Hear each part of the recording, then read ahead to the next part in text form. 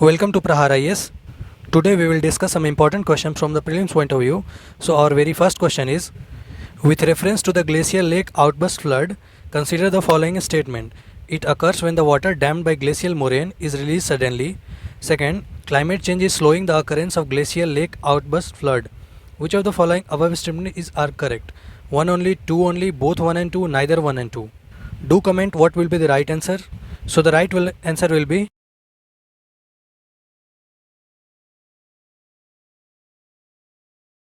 So the right answer will be A. The glacial lake outburst flood (GLOF) refers to the flooding that occurs when the water dammed by glacial or moraine accumulation of dirt and rocks fallen into the glacier surface is released suddenly. It means होता क्या है इसमें कि जब glacial से बर्फ़ जो पिघलता है तो उसके साथ वाटर एंड कुछ डेब्रीज यानी कि कुछ रॉक मटेरियल्स साथ साथ आते हैं और किसी लूज छोटे से डैम टाइप एरिया में जमा हो जाते हैं। फिर जब डैम के साइड वॉल धीरे धीरे वीक पड़ने लगते हैं तो अचानक से एक सडन फ्लो होता है और उसी को फिर ग्लेशियर लेक आउटबर्स्ट फ्लड बोलते हैं। जैसा कि आप नीचे फिगर में देख सकते हैं, तो ये जो माउंटेन्स के थ्रू ग्लेशियर के थ्रू पिघल के बर्फ़ का पानी आ रहा है वो फिर डेब्रीज छोटे छोटे डेब्रीज मोल्टन साथ साथ एक्यूमुलेट हो जाते हैं किसी जगह पे और ये फिर आपके glacier lake outburst flood. So moving further, our very second question is, which of the following statement is best describe the Samvad program? First one is, it is launched for the management of mental health issue of the prisoners and prison staff. It is 24/7 toll-free helpline to provide support to people facing anxiety, stress, depression, suicidal thoughts, and other mental health concerns. It is aimed to provide psychosocial support to student, family member, and teachers for their mental health and well-being during the times of COVID-19. Fourth one statement is, the program is aimed at mental health outreach for children who are abandoned, orphaned, or child survivors of trafficking. तो ये जो Samvad programme है इसका आप you can do the comment which option will be the right answer. So our correct answer is option 4, यानी कि जो Samvad program था वो the program is aimed at mental health outreach of children. वैसे बच्चों के लिए प्रोग्राम शुरू किया गया है संवाद प्रोग्राम जो जिन बच्चों का ह्यूमन ट्रैफिकिंग हो गया है, जो ट्रैफिकिंग से सर्वाइवर के लिए बच रहे हैं। तो ये जो संवाद प्रोग्राम है ये ministry of women child and development के सेकेंड फेज का अभी लॉन्च हुआ है और this programme has aimed at mental health outreach for children who are abandoned और orphaned, child survivor of trafficking और in conflict with law. It is stand for support advocacy and mental health interventions of children in vulnerable circumstances and distress. तो ये इसका full form हो गया। वैसे बच्चों के लिए जो डिस्ट्रेस में हैं, जो मेंटल हेल्थ से जूझ रहे हैं, जो जिनका फिटनेस सही नहीं है। This initiative is funded by ministry of women child development. और ये जो स्कीम है, ये जो इनिशिएटिव है वो women and child development ministry के थ्रू फंडिंग किया जा रहा है and it is led by the national institute of mental health and neuro science. PM Narendra Modi ने हाल ही में संवाद प्रोग्राम के तहत आत्मनिर्भर नारी शक्ति के बारे में बात करा था, तो आप इसको समझ सकते हैं। आज का हमारा तीसरा क्वेश्चन है, international youth day is observe to commemorate the birth anniversary of Swami Vivekananda. Second statement, International Youth Day is commemorated every year by the United Nations on 12th August. Which of the following statement is correct? 1 only, 2 only, both 1 and 2, neither 1 and 2. So the correct answer will be B. So here you have to focus that difference between International Youth Day and National Youth Day. So International Youth Day is observed on the 12th August to recognize and bring attention to the problem faced by youth. And National Youth Day is held every year on 12th January to observe the birth anniversary of Swami Vivekanand. Hence statement 1 is absolutely not correct. In 1999, the United Nations decided to commemorate International Youth Day every year on this day. Hence, statement 2 is very correct. And it was based on recommendation made by the World Conference of Ministers responsible for youth in Lisbon to United Nations General Assembly. और ये जो first international youth day था वो 12 अगस्त 2000 को observe किया गया था। So fourth question is, consider the following statement regarding global youth tobacco survey. So first statement is, it is conducted by WHO in collaboration with UNICEF. Second statement, as per a survey, about 40% decline in witnessed in tobacco has use among 13 to 15-year-old school-going children in India in the last decade. Third, tobacco use among school-going children was high in Arunachal Pradesh and Mizoram. Which of the following given statement is correct? 1 only, 2 only, 2 and 3 only, 1, 2 and 3. So the correct answer will be option C, 2 or 3. So the Global Youth Tobacco Survey was conducted in 2019 by the International Institute of Population Science (IIPS). तो अभी हाल ही में सर्वे किया गया था 2019 में, जो कि ministry of health and family welfare के अंडर आता है। तो पहला स्टेटमेंट पूरी तरह से गलत हो गया।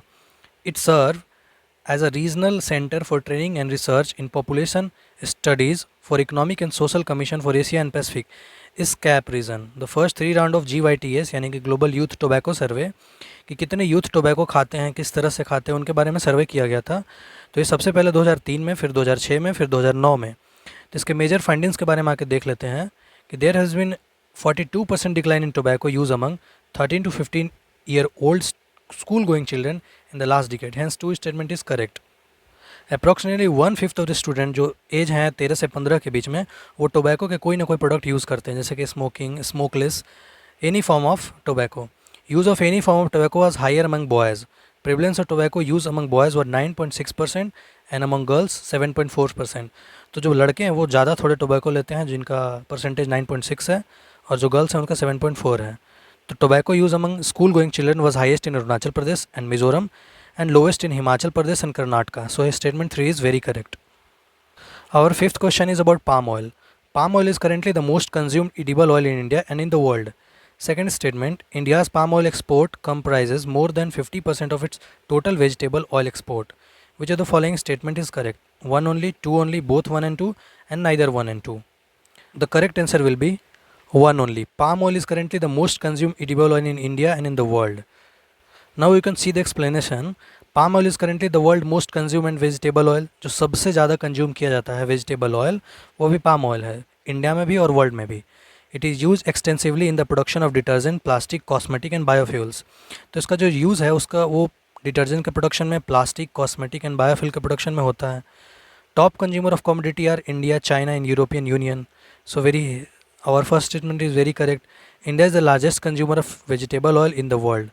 Of this, palm oil imports almost 55% of its total vegetable oil imports. Hence, statement 2 is not correct. तो आप यहाँ पे देख सकते हैं कि इंडिया जो है लार्जेस्ट कंज्यूमर है वेजिटेबल ऑयल का, और ये जो पाम ऑयल है वो सबसे ज़्यादा 55% अप्रॉक्स इम्पोर्ट करती है. और इंडिया जो प्रोड्यूस करती है वो जो है वो रफली less than 2.5 crore ton of edible oil that is consume annually. It import the rest buying palm oil from Indonesia, Malaysia. और इंडिया जो प्रोडक्शन नहीं करती है पर कंजप्शन ज़्यादा हो जाता है, तो इनको फिर वहाँ बाहर से मंगाना पड़ता है, जैसे कि इंडोनेशिया से, मलेशिया से, ब्राज़ील से, अर्जेंटीना से. Sunflower oil mainly from Russia and Ukraine, जो कि जहाँ पे बर्फ़ और ज़्यादा होता है.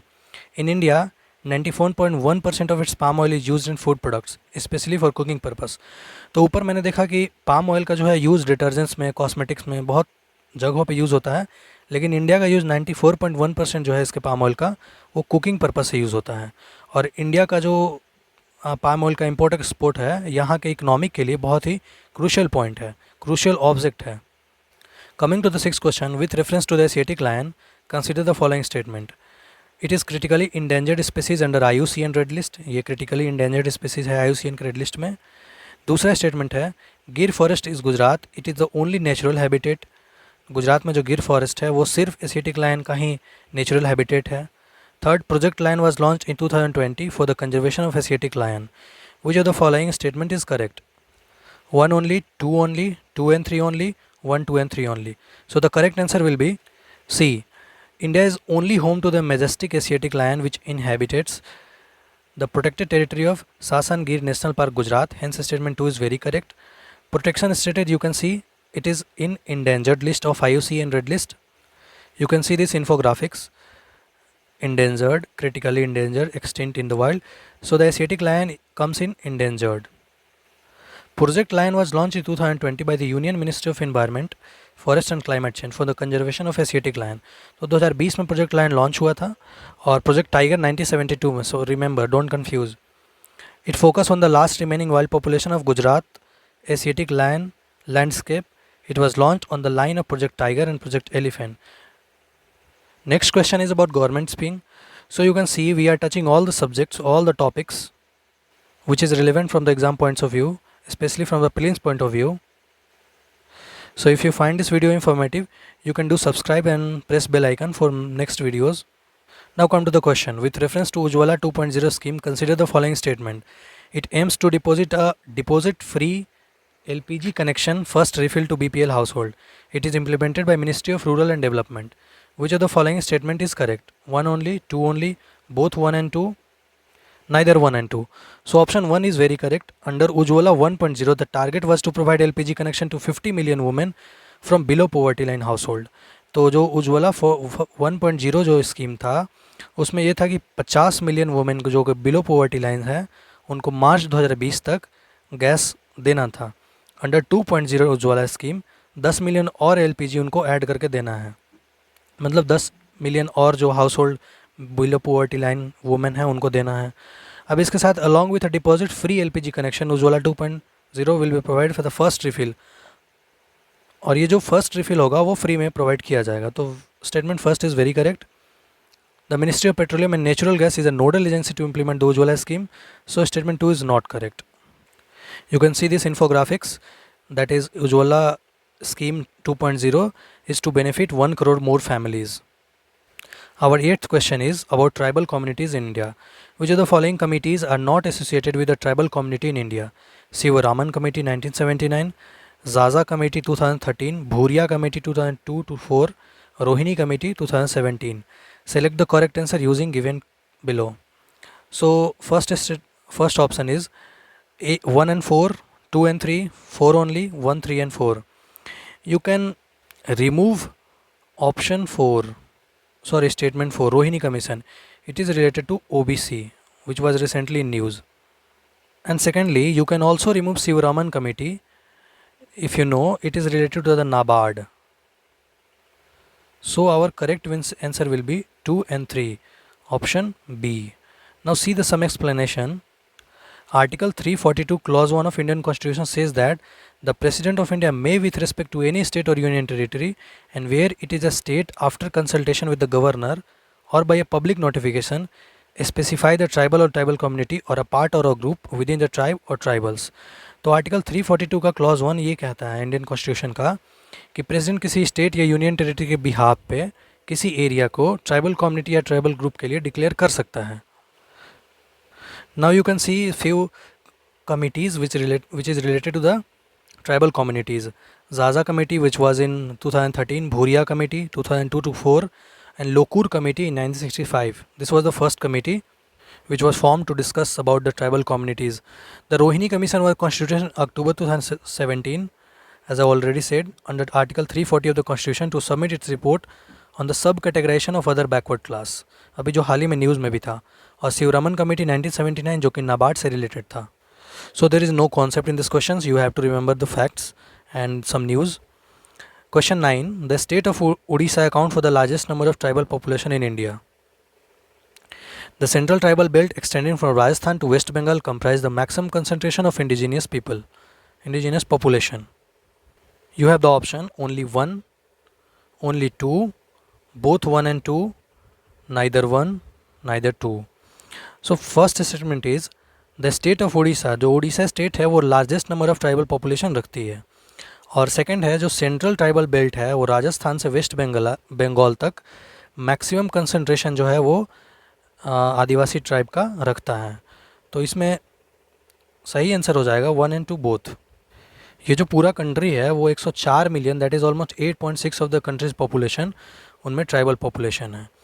So there was 705 ethnic groups that we have formally identified, out of which around 75 are PVTG, यानी कि particularly vulnerable tribal group. ये कुछ ऐसे ट्राइबल ग्रुप होते हैं जिनको ट्राइबल ग्रुप से थोड़े से और डाउन में रखा जाता है ताकि इनको अपलिफ्ट किया जा सके कुछ स्कीम से, कुछ योजनाओं से. जैसे कि झारखंड में 32 ट्राइब्स हैं and 8 are classified in PVTG, जिनका पॉपुलेशन भी थोड़ा कम होता है. इंडिया में जो गोंड ट्राइब है वो सबसे ज़्यादा लार्जेस्ट ट्राइबल पॉपुलेशन रखती है और द लार्जेस्ट ट्राइबल कम्युनिटीज़ वो है वो 62 है जो कि उड़ीसा में है. So statement first is very correct. The central tribal belt which comprise the north eastern state of India including the region ranging from Rajasthan to waste Bengal host of the maximum concentration of indigenous population. So statement second is very correct. You can pause the video and see this image. Where is Gond tribe, where is Santhal tribe used to live, where is Munda, where is Oraon, where is Khonds. Moving further to our last question, which is from PM Kisan scheme, which is very famous in news.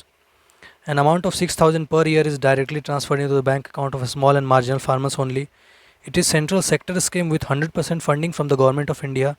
It is being implemented by the Ministry of Agriculture and Farmers Welfare. Which of the following above statement are correct?